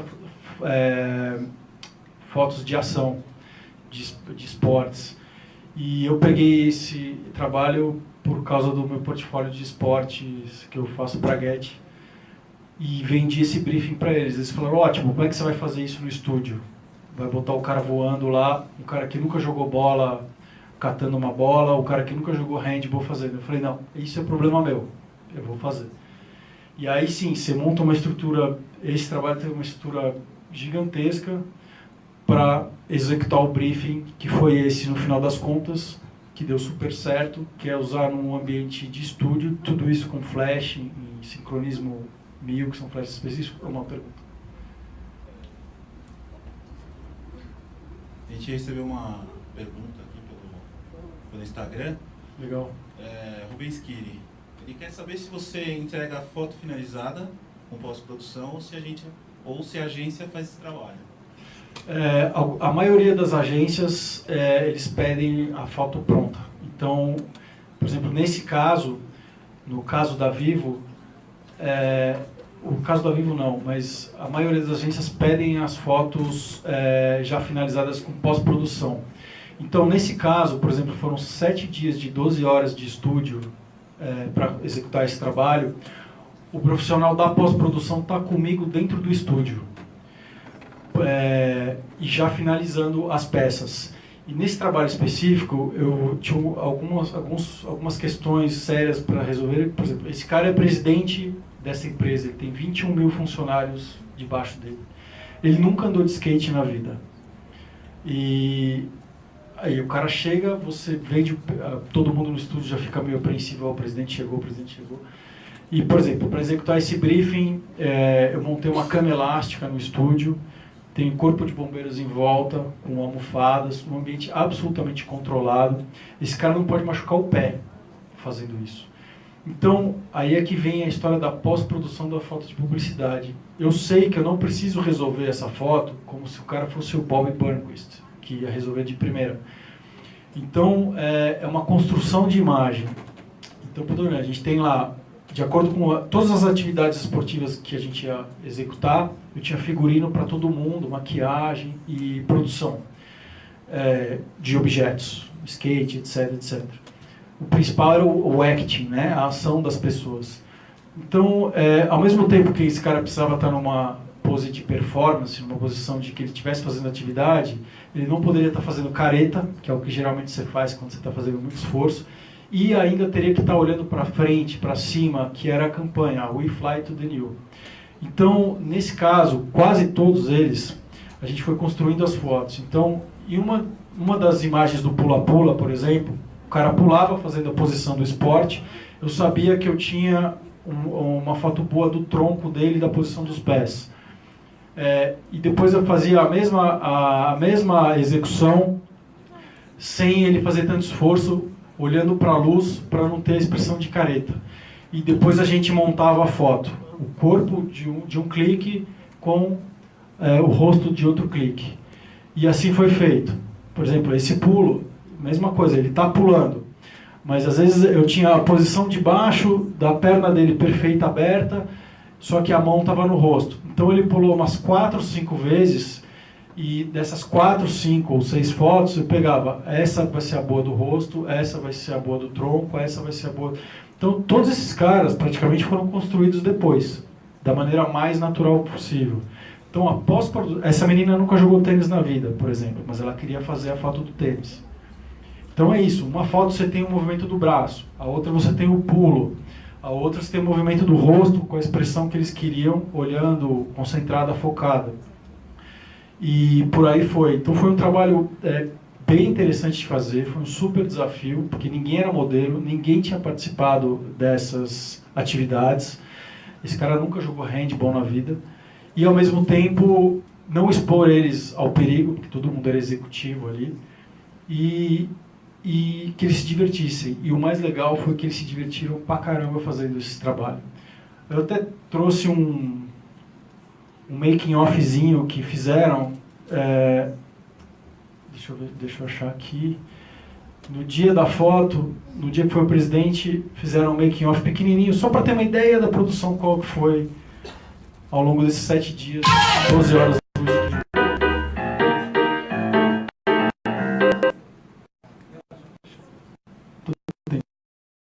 Deixar a tela inteira aqui, ver se vai.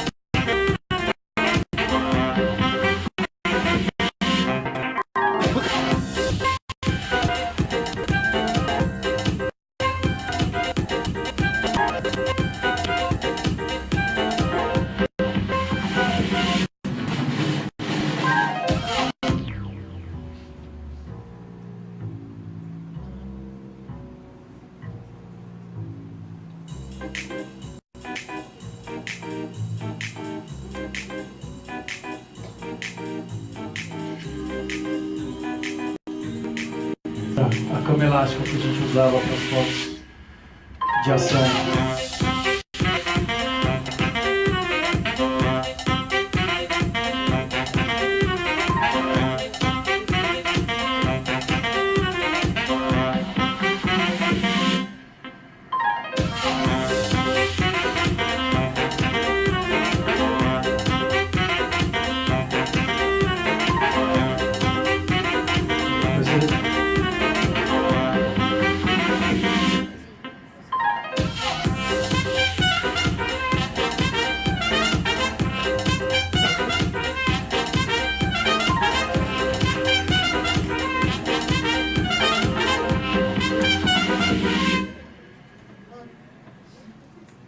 Então, isso é um pouquinho da produção.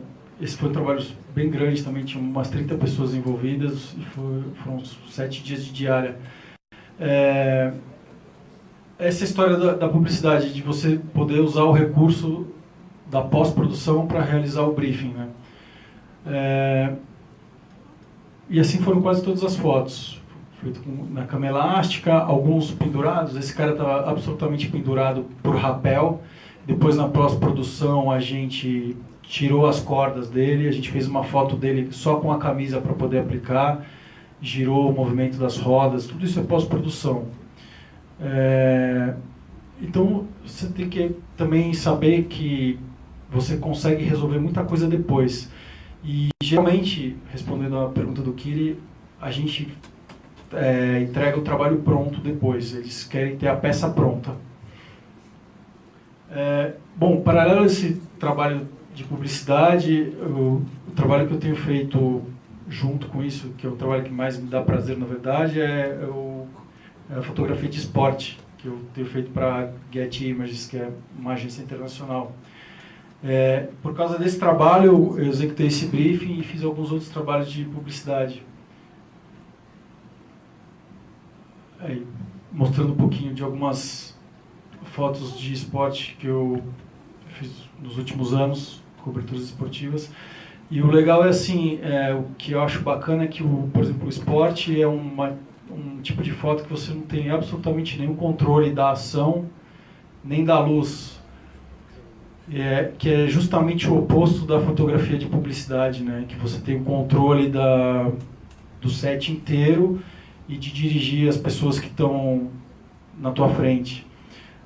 Esse trabalho é um trabalho que eu faço sozinho, né? É um trabalho que a gente faz sozinho e não tem controle de nada. O outro, você tem uma super equipe e tem controle de toda a situação. É o oposto.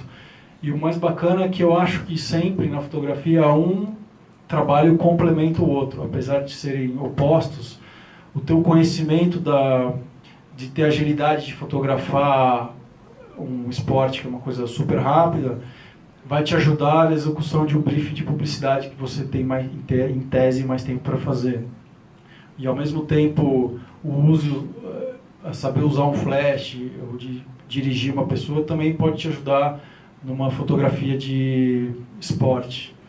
Essas fotos são da última Copa da Rússia, tem alguns outros eventos.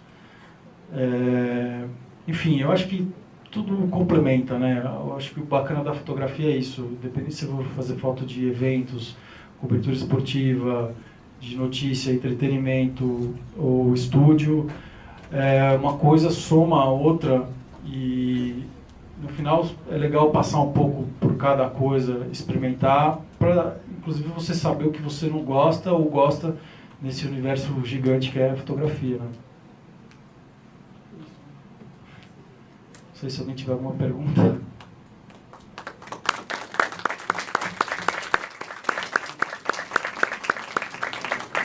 Alguma pergunta? A Mari está com o microfone ali, bem?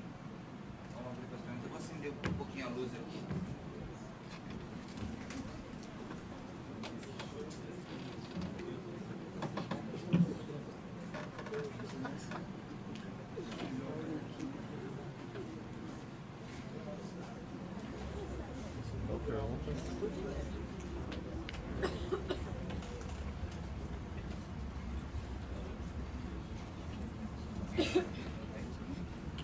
Se alguém tiver alguma pergunta, estou super disponível.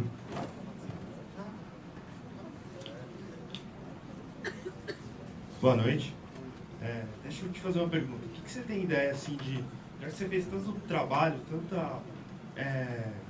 tanta coisa de publicidade, de viagem, o que você tem, assim, você tem algum projeto que você gostaria de realizar, tipo alguma viagem, ou algum cliente que você queira pegar e fazer uma super viagem editorial, não sei, você fica aberto. É engraçado, nos últimos anos eu acabei deixando um pouco essa coisa mais de projeto pessoal de lado e acabei focando mais na fotografia comercial, seja de esporte, que no final das contas é uma fotografia comercial, ou de publicidade. Eu acabei deixando um pouco de lado isso, mas qualquer projeto que envolve viagem, no final das contas, sendo publicidade, ou esporte, ou notícia, ou revista, meu trabalho sempre foi pautado em gente. Eu não fotografo estilo, eu não gosto de fotografar estilo, foto de comida, de produto, eu não faço. Então, todo esse universo de eventos e cobertura jornalística de publicidade sempre envolveu gente. Então, assim, qualquer projeto que tiver gente no meio, eu vou estar super animado. Assim. Se tiver viagem e com esporte, melhor ainda.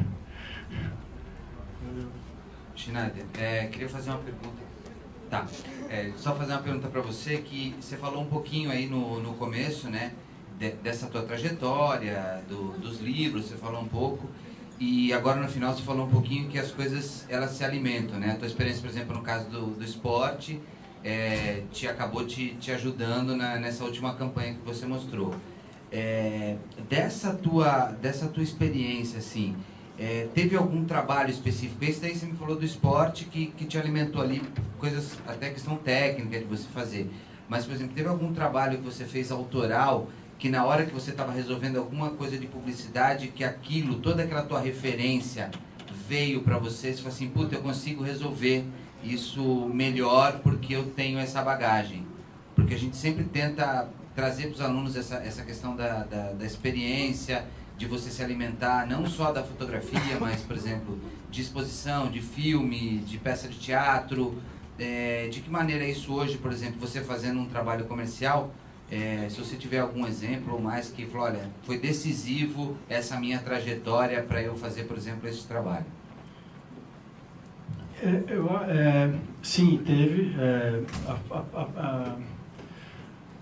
A parte da minha foto pessoal, do meu projeto pessoal, que começou com retratos de viagem e o uso da luz natural, aprender a ver a luz natural, não usar o flash, isso me ajudou muito a ler a luz, vamos dizer assim, seja no jogo de futebol, 4 da tarde, ou na casa de alguém, enfim, ou provavelmente de estúdio.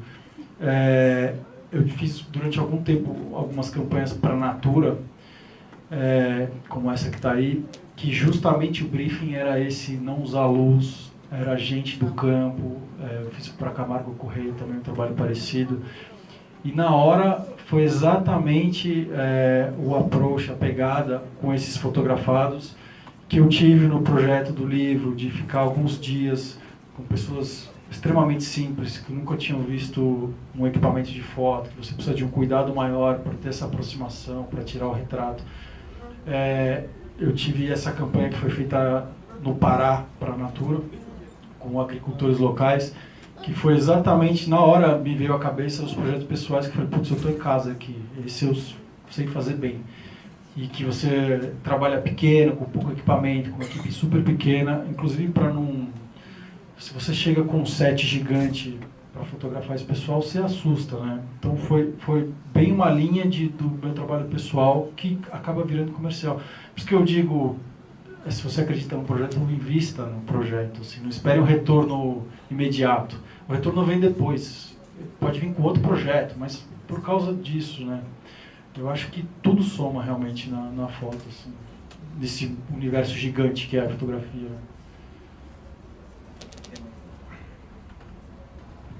Alguma pergunta? Oi. Onde? Oi. Oi. Eu queria, na verdade, mais comentar, assim, no geral.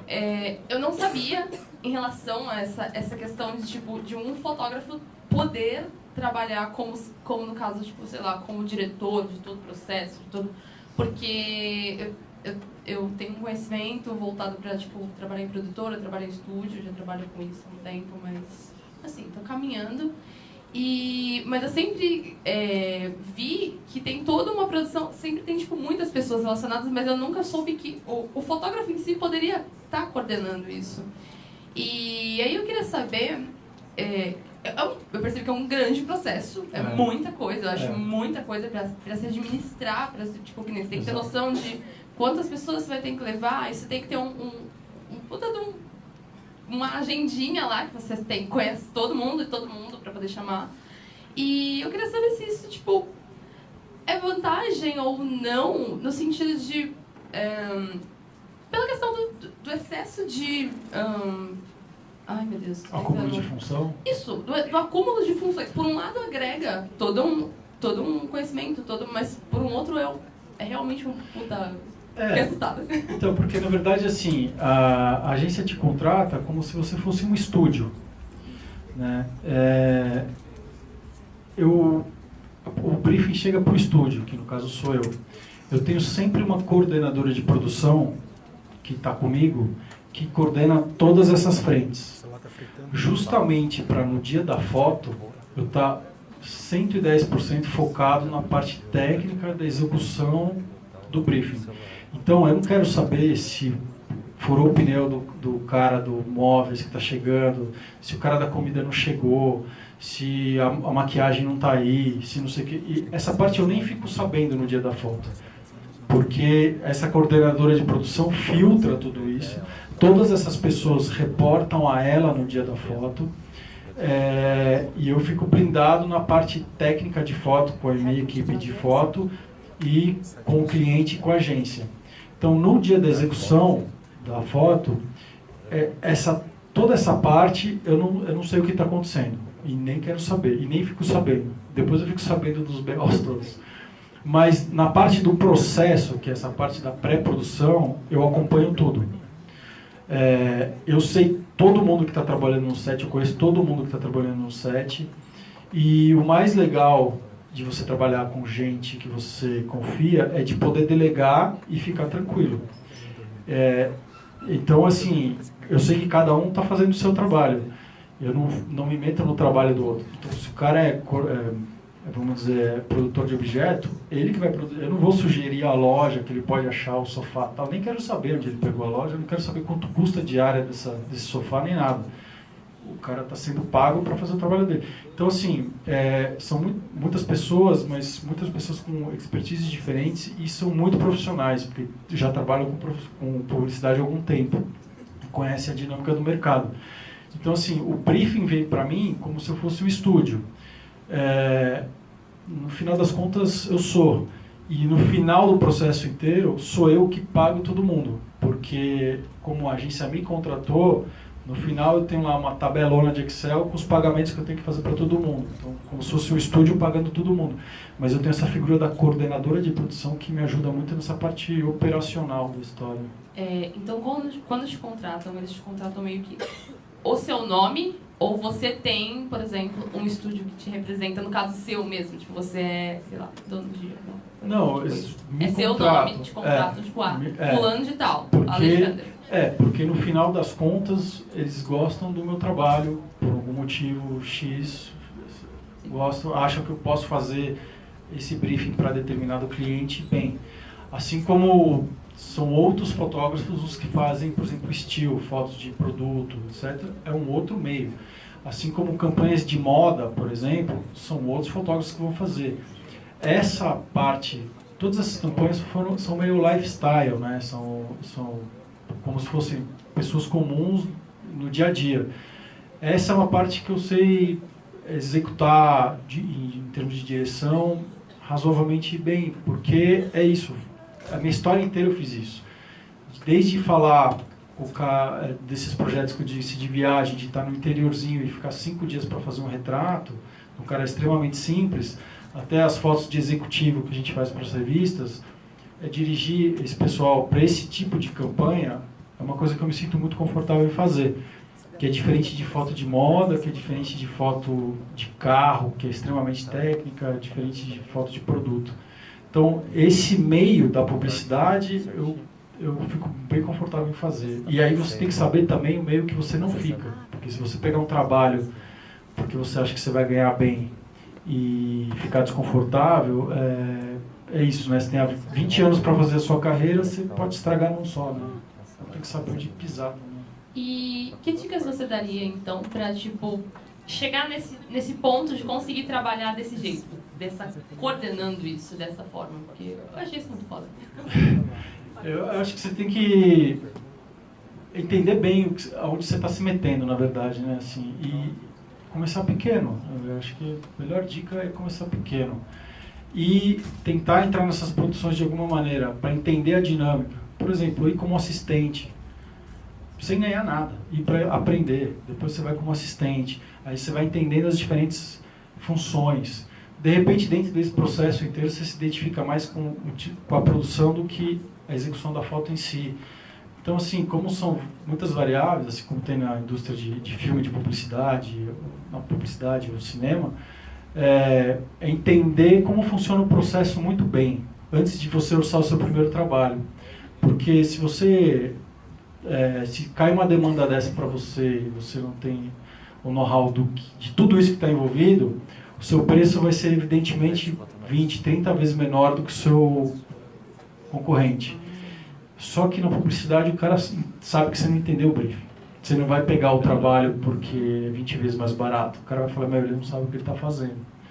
Então, assim, é entender muito bem o processo, principalmente o processo complexo desse. Qual é a função de cada um? Por que esse cara foi contratado? Por que precisa desse profissional? Porque se ele está lá é porque está fazendo alguma coisa. Quando você está num set desse aí o dia inteiro, está todo mundo pilhado. Não tem um cara que está de braço cruzado sem fazer nada. Então, assim, entender o processo, assim, acho que esse é o principal. Assim, e tentar vivenciar isso. Desde a faculdade, fazer pequenos experimentos de fazer uma campanha por uma determinada matéria, um projeto de conclusão de curso. Isso já é super legal, fazer uma campanha. E aí fazer para clientes pequenos, para a loja da amiga, para não sei quem. E aí vai aumentando. Porque é o processo mesmo, né? Passo a passo. Imagina. A gente tem mais alguma pergunta aí? Alguém quer falar um pouquinho? Mais alguém? Gabriel.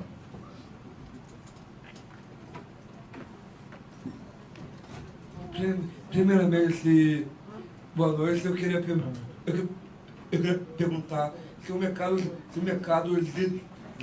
de trabalho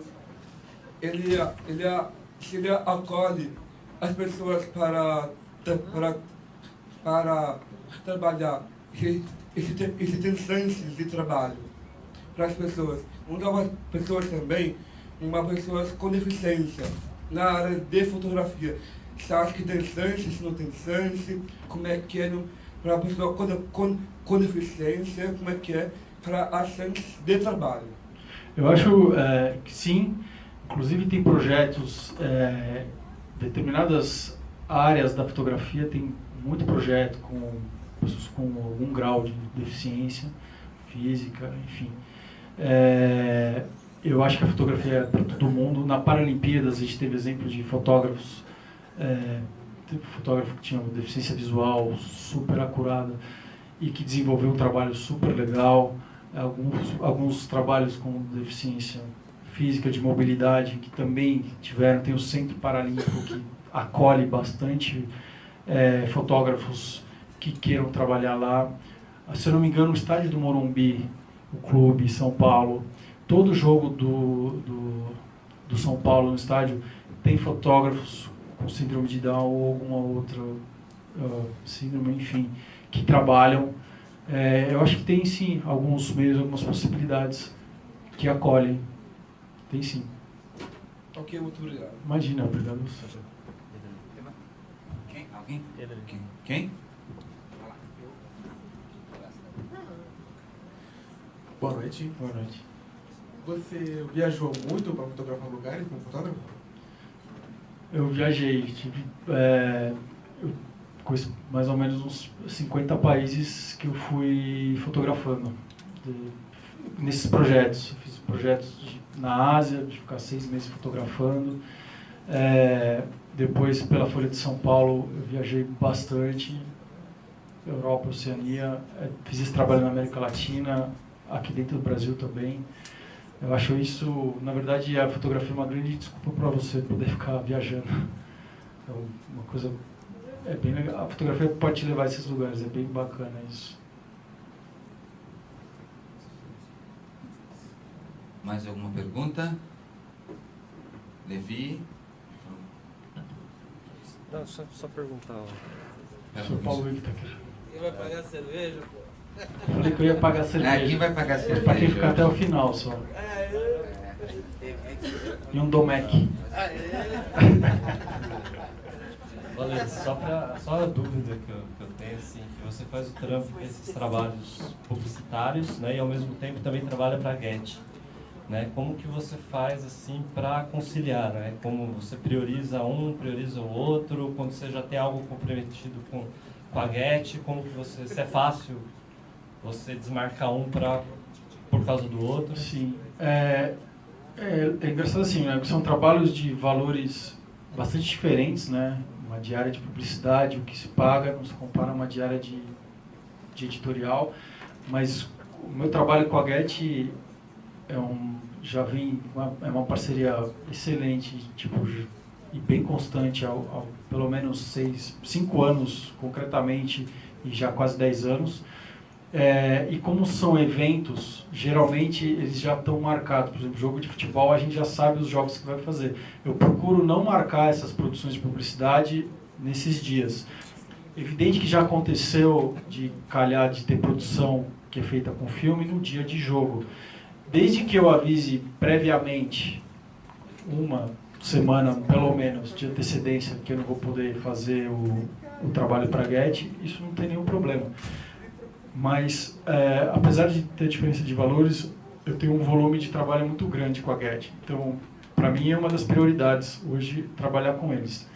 Então, eu tento pautar os meus outros trabalhos, ou retratos para a revista, ou retrato corporativo, de acordo com a minha agenda, vamos dizer, de jogos ou de eventos que eu preciso fazer para a Get.